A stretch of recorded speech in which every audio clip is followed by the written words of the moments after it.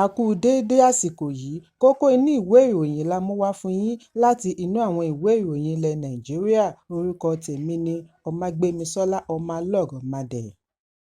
Ìjọba àpapọ̀ ti kéde ìgbésẹ̀ mìíràn láti mú ayédẹrùn ní ẹ̀ka okòòwò pẹ̀lú ìrọ̀rùn owó orí sísan lórí epo àti afẹ́fẹ́ gáàsì.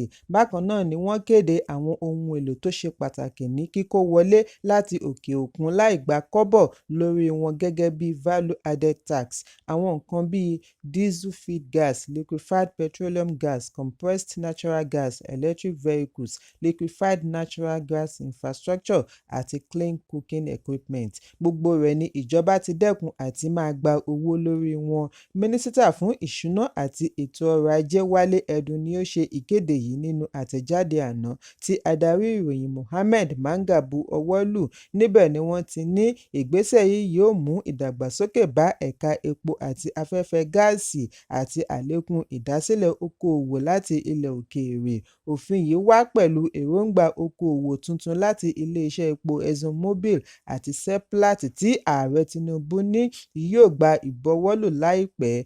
Ẹ̀kúnrẹ́rẹ́ ìròyìn yìí wà nínú ìwé ìròyìn Punch tó jáde lónìí. Adelé gómìnà àná fún ilé ìfowópamọ́ àgbà CBN Fọláṣọdún Ṣónúbí ti sọ fún adájọ́ Mariam Anene láti ilé-ẹjọ́ gíga tó fìkàlẹ̀ sí Maitama ìlú Àbújá lánàá wípé ète àti òṣèlú wọ inú owó náírà tí wọ́n ṣe àtúnṣe rẹ̀ ní ọdún 2022. Ṣónúbí tí ó sìn gẹ́gẹ́ bí igbákejì gómìnà CBN kó tó wá di adelé gómìnà CBN kí ó tó fẹ̀yìntì ni ó farahàn gẹ́gẹ́ bí ẹlẹ́rìí níbi ìgbẹ́jọ́ gómìnà àná fún CBN Godwin Emefiele.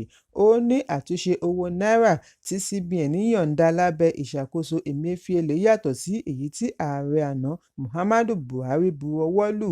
Níbi tí ó ti ń dáhùn ìbéèrè láti ẹnu agbẹjọ́rò Emefiele Àgbàmọ̀fin Ọlálékan Òjó ni Ṣónúbí ti ní àtúnṣe owó náírà tí CBN yọ̀ǹda ní ìparí ọdún 2022 síwájú ìdìbò gbogbogbò kún fún ète òṣèlú, ṣùgbọ́n kò ṣàlàyé rẹ̀ lẹ́kùnrẹ́rẹ́ ohun tí èyí túmọ̀ sí.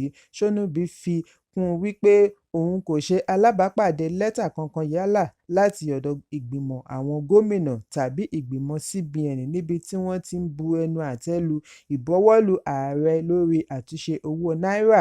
Bẹ́ẹ̀ ni òun kò mọ ohun tí ó ṣẹlẹ̀ láàrin Buhari àti Emefiele lórí àtúnṣe owó náírà. Ó ní Emefiele nìkan ni ó dá ní gbólóhùn pẹ̀lú ààrẹ lórí ìgbésẹ̀ yìí. Ṣónúbí ní àjọ EFCC ti fìgbà kan rí ránṣẹ́ sóun láti wá ṣe àkọọ́lẹ̀ ohun tí òun mọ̀ nípa àtúnṣe owó náírà.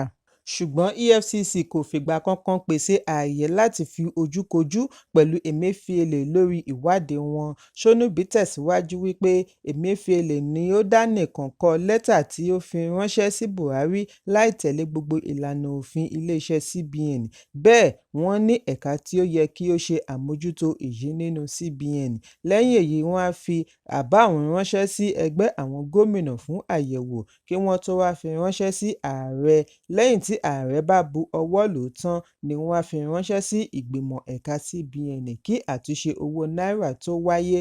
Ẹ̀kúnrẹ́rẹ́ ìròyìn yìí wà nínú ìwé ìròyìn Punch tó jáde lónìí. Àwọn agbẹjọ́rò àti ẹgbẹ́ ará ìlú civil society ti kérora lórí bí àwọn agbófinró ṣe ń tẹ̀síwájú àti fi àwọn olùfẹ̀hónúhàn fòpin sí ìṣèjọba tí kò dára sí àhámọ́ lẹ́yìn oṣù méjì tí ìfẹ̀hónúhàn ti wáyé káàkiri orílẹ̀-èdè. Títí di alẹ́ àná, ọ̀pọ̀lọpọ̀ àwọn tí wọ́n fi sí àhámọ́ ni wọ́n kọ̀ àti gbé lọ ilé-ẹjọ́ pẹ̀lú ọmọ kékeré láàrin wọn tí wọ́n tì mọ́lé lágọ̀ọ́ ọlọ́pàá àti àhámọ́ àjọ ọ̀tẹlẹ̀múyẹ́ DSS pẹ̀lú ọgbà ẹ̀wọ̀n. Bí ó tilẹ̀ jẹ́ wípé lára àwọn tí wọ́n fi sí àhámọ́ yìí ni wọ́n ti gba ìyọ̀ǹda, àwọn mìíràn ṣẹ̀ṣẹ̀ fẹ́ gba ìyọ̀ǹda.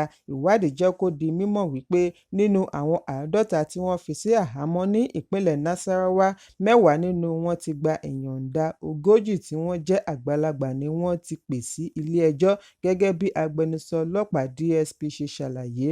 Ní ìpínlẹ̀ Sokoto, níbi tí wọ́n ti mú olùfẹ̀hónúhàn 109, agbẹjọ́rò fún ìjọba ìpínlẹ̀ Nasiru Binji ní ọ̀pọ̀ ni ó ti gba ìyọ̀ǹda nígbà tí àwọn yòókù wà nínú ọgbà ẹ̀wọ̀n. Àwọn 6 ni wọ́n gba ìyọ̀ǹda wọn pẹ̀lú àṣẹ ọ̀gá àgbà yányán àjọ DSS Adéọlá Ajayi, nígbà tí àwọn 3 mìíràn ti jẹ́jọ́ lọ́wọ́ ní ilé-ẹjọ́ ìpínlẹ̀ Kaduna. Ti ìpínlẹ̀ Kánò ló ní agbára jù. Kò dín ní 600 olùfẹ̀hónúhàn 600 tí wọ́n fi sí àhámọ́ kí wọ́n tó fi wọ́n ránṣẹ́ sí olú iléeṣẹ́ ọlọ́pàá ìlú Àbújá. Lára wọn ni àwọn 76 tí wọ́n ká pẹ̀lú àsíá orílẹ̀-èdè Russia, bí ó tilẹ̀ jẹ́ wípé àwọn ti pè lára wọn sí ilé-ẹjọ́ tí àwọn mìíràn ti gba ìyọ̀ǹda. Àwọn yòókù ṣì wà nínú àhámọ́ títí di àsìkò ìkóròyìn yìí jọ. Ẹnikẹ́ni kò lè sọ iye àwọn tó kù síbẹ̀. Ní ìlú Àbújá, kò dín ní 1,100 olùfẹ̀hónúhàn tí wọ́n fi ọwọ́ ṣìkún òfin mú, ṣùgbọ́n 10 nínú wọn ni wọ́n ti pè sílé-ẹjọ́. Gbogbo ìròyìn yìí ló mú àwọn àgbà amòfin bíi Dayọ̀ Akínlàjà rọ ìjọba àpapọ̀ kí wọ́n jọ̀wọ́ gbogbo ẹ̀sùn tí wọ́n fi kan àwọn olùfẹ̀hónúhàn gẹ́gẹ́ bí ìgbésẹ̀ láti sààmì ayẹyẹ ọdún 64 òmìnira ilẹ̀ Nàìjíríà. Wọ́n fìdí ẹ̀ múlẹ̀ wípé ìjọba àpapọ̀ ní agbára láti bá ẹnikẹ́ni tí wọ́n bá fura wípé ó hu ìwà ọ̀daràn ṣẹjọ́, ṣùgbọ́n kí wọ́n rò wípé ìjàǹgbara fún ìgbé ayé tó dára ni ó bá èyí dé. Ẹ̀kúnrẹ́rẹ́ ìròyìn yìí wà ní ìwé ìròyìn Vanguard tó jáde lónìí. Àwọn agbébọn ni a gbọ́ wípé wọ́n gbé alága ẹgbẹ́ òṣèlú All Progressives Congress (APC) ní ìjọba ìbílẹ̀ Sùúrù, ìpínlẹ̀ Kebbi, Alhaji Bako Bala, wọ́n sì ṣekú pa á. Amúgbálẹ́gbẹ̀ẹ́ gómìnà Zaidu Bala Kofa Sabuwa ni ó ṣe àfihàn yìí lórí ẹ̀rọ abánidọ́rẹ̀ẹ́ Facebook. Ó ní àwọn agbébọn yìí jí Bala gbé ní ìlú abínibí rẹ̀, yìnbọn fún un kí wọ́n tó jọ̀wọ́ rẹ̀ sínú àgbàrá ìjẹ̀. Wọ́n gbé Bala dìgbàdìgbà re ilé ìwòsàn Federal Medical Center ní Birnin Kebbi, ṣùgbọ́n ẹ̀pà ò bóró, ó jáláìsí lánàá Ọjọ́rú. Bákan náà ni a gbọ́ wípé àwọn adàlúrú jí ẹnìkan gbé ní abúlé Masere lábẹ́ ìjọba ìbílẹ̀ Bunza bí wọ́n ti yìnbọn fún arákùnrin kan tí ó ń gba ìtọ́jú lọ́wọ́ ní FMC. Gbogbo akitiyan láti kàn sí agbẹnusọ ọlọ́pàá SP Nafiu Abubakar fún èsì ni ó já sí pàbó. Ẹ̀kúnrẹ́rẹ́ ìròyìn yìí wà nínú ìwé ìròyìn Vanguard tó jáde lónìí. Ilé-ẹjọ́ gíga ìlú Àbújá ti gba ìyọ̀ǹda gómìnà àná fún ìpínlẹ̀ Taraba Darius Ishaku àti Permanent Secretary àná tó ń ṣàmójútó ọ̀rọ̀ ìjọba ìbílẹ̀ àti oyè Bello Yero pẹ̀lú $150 mílíọ̀nù ọ̀kọ̀ọ̀kan wọn. Lówùúrọ̀ yìí ni adájọ́ Silvanus Orji pàṣẹ fún àwọn olùjẹ́jọ́ méjèèjì kí wọ́n pèsè onídùúró méjì tí wọ́n jẹ́ ọmọ orílẹ̀-èdè gidi.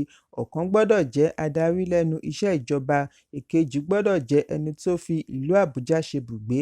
Bákan náà ni adájọ́ pa á láṣẹ wípé àwọn olùjẹ́jọ́ méjèèjì kò gbọ́dọ̀ rin ìrìn àjò lọ ilẹ̀ òkèèrè láì kọ́kọ́ gba àṣẹ lọ́wọ́ ilé-ẹjọ́. Gómìnà àná yìí ti di arúgbó ọ̀sán gangan tí kò lè dárìn láìsí ọ̀pá bí ó ṣe fẹ́ jáde kúrò nínú yàrá ilé-ẹjọ́ tí àwọn òṣìṣẹ́ àjọ EFCC yí ìkejì rẹ̀ ká.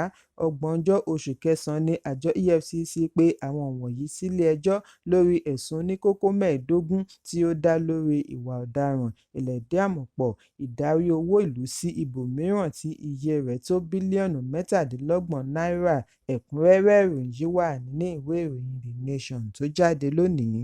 Ògbólógbòó adarí adàlúrú Bello Turji ti sọ gbèdéke tí ó lè mú ìtàjẹ̀sílẹ̀ wá sópin ní ìpínlẹ̀ Zamfara. Turji ṣe ìkìlọ̀ wípé àdó olóró láti ọ̀dọ̀ àwọn ológun ojú òfurufú kò lè dá iṣẹ́ àwọn adàlúrú dúró, ṣùgbọ́n kí wọ́n pè fún ìtàkùrọ̀sọ láti fòpin sí ìkọlù àwọn adàlúrú.